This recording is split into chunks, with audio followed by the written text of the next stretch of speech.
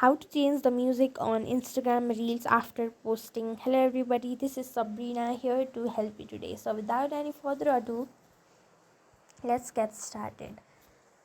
So open your Instagram, but unfortunately you cannot change the music on Instagram Reels after posting it.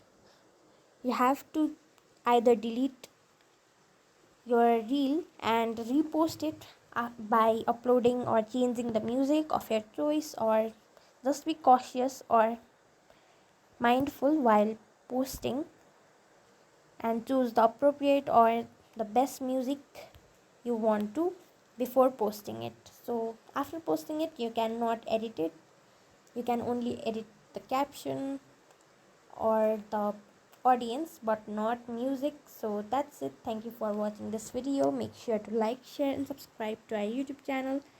If you got any questions, comment them down and I'll catch you in the next one.